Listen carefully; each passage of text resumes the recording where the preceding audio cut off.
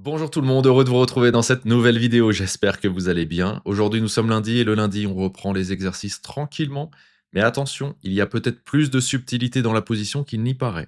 Vous êtes les blancs, vous devez trouver le seul et unique coup qui vous permet de prendre un avantage décisif ici. Il ne s'agit pas exceptionnellement de trouver un mat en 2 ou en 3, mais de trouver simplement le coup qui vous fait gagner dans cette position.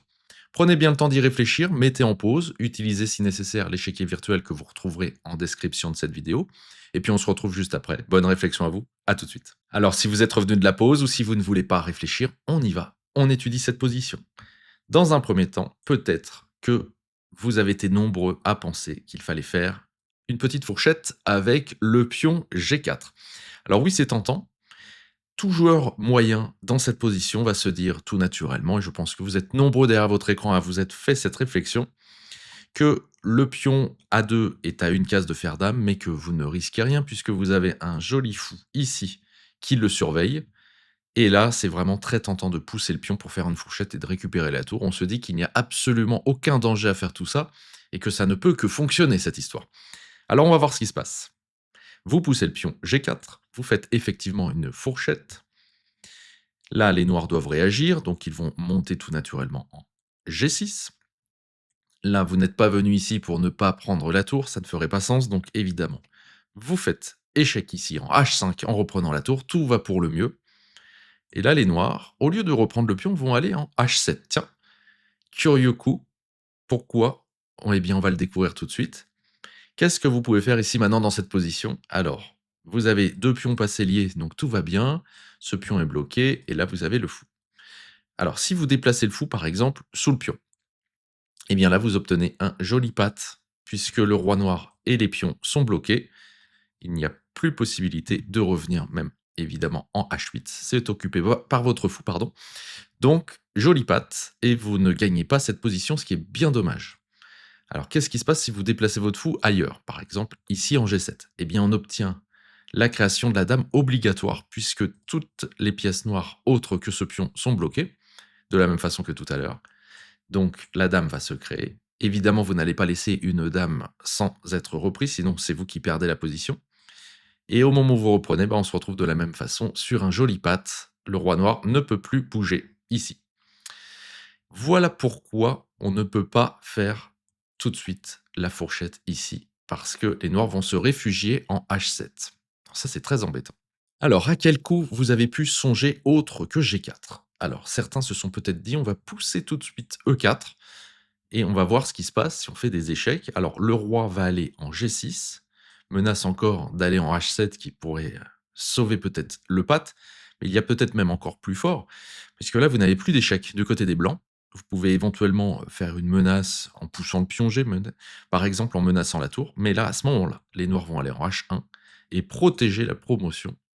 Et cette fois-ci, vous n'avez plus rien d'intéressant, même si vous poussez encore vos pions, la promotion va être faite et vous n'avez pas le choix que de reprendre la dame, mais là vous vous retrouvez avec une tour de moins et vos 3 pions ne suffiront pas à mater dans cette position, quelles que soient les combinaisons.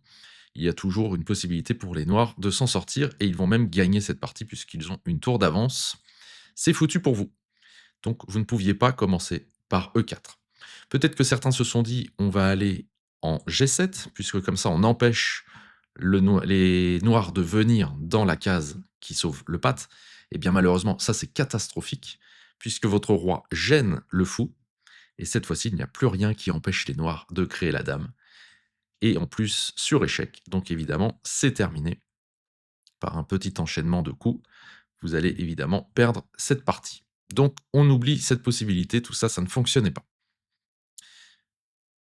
Peut-être que vous avez envisagé G8, pourquoi pas, pour empêcher effectivement le roi noir d'aller en H7.